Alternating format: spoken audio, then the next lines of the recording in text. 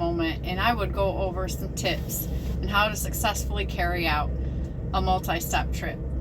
I know that a lot of people don't or look beyond doing a multi-stop trip.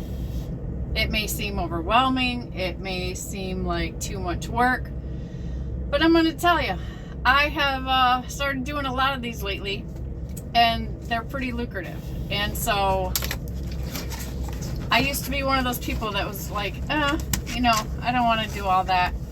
Well, the times are changing, right? So this video is for people that may have considered it, may have passed it up, but let's face it, rates are kind of different right now. You might want to step outside of your comfort zone and try something like this. And who knows, it may just make you some extra money in your pocket. Typically, the multi-stop trips that I've been doing, they pay, for instance, a certain amount per stop.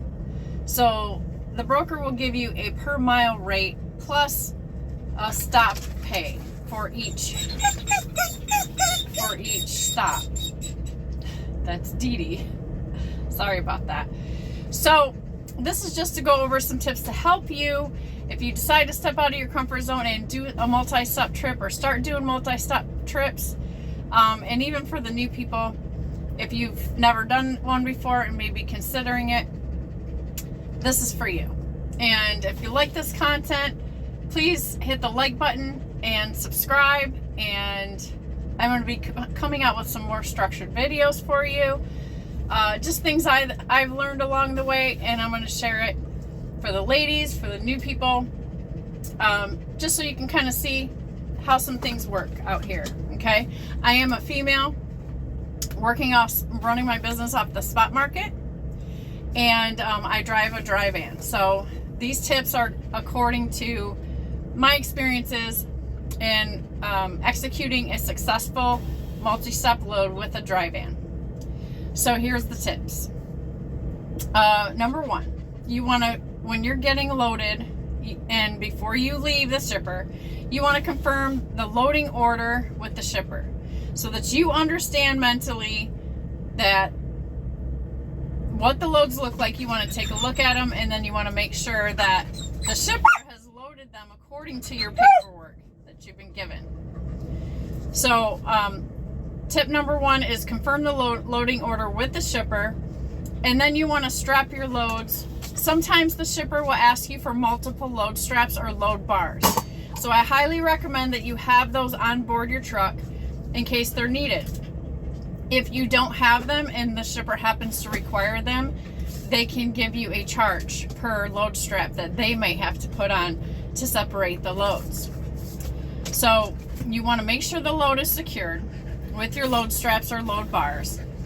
And you also want to check your paperwork to make sure that it's organized in the order of your stops so that you are all set to go and there's no confusion on your load. If I were you, this is what I do. You can do what you want, but I take photos of the load at the beginning and after each stop so that if anything should happen or any damage should happen, you cover your butt. And also, it's a good idea to double check the securement after each load comes off, okay? And then take a photo of that so that you can prove that you've resecured the load.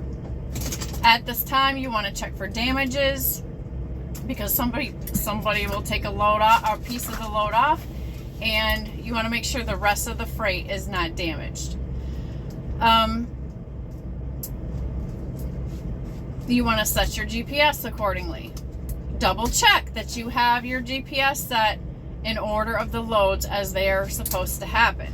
Okay, you don't want to go to the wrong receiver and then you have the load is on the end of the trailer, the next stop, and you're at the wrong place. It is a good idea to call the receivers a day ahead of time or at least a few hours before you're going to arrive. Let them know you're coming. Have that communication with the receiver, and then you want to ask them if there's any tricky entrances, if there's anything you should know about, if there's any weird construction going on in the area. because it may cause you to detour and may cause you some confusion. So it's a good idea to have that conversation with the receiver. They know you're coming, and they can let you know of any special turns or maybe a special yard that you're supposed to go to instead of the address that you were given on your GPS. Also, it's a good idea to ask them if they have overnight parking, because if you get there after business hours, you know, you want to know if you can park there or if you're going to have to go to a truck stop nearby. Look up your addresses, do your recon. Look them up on Google, look around the area, see if there's any obstacles or anything that is tricky that you might see. Not all the time that the receivers or maybe the receptionist that you speak to may know to tell you what certain things to look for. So do your recon in Google. And then you, like I said, you always want to check for damages. If there are damages, you want to report that to your broker like immediately. As soon as you know it, take photos, email them to the broker, and let them know of the damage and perhaps why you think it was caused. Okay? This is why it's a good idea to make sure the loads are secure after every stop so that you're not responsible for any damages from any of the load shifting. Sometimes they stack loads on top of each other, so when they take one off, they may have to cut some bands where those loads were banded together. And in that case, you definitely want to make sure that you're re-securing the load. Again, it's very important that you consistently check your paperwork and make sure that everything is in order. Double check the load after every load. Make sure the next one sitting there is the next one that you're due to go to. So that's about all I have that I think is probably the most important tips that you should pay attention to when you're running a multi-stop load. It does require some management work out of you and paying extra attention to your freight load in the back. It's also a good idea to lock it up at night if you are going to stay somewhere overnight, because as you know, like a lot of times these loads are not sealed because there's multiple stops coming up.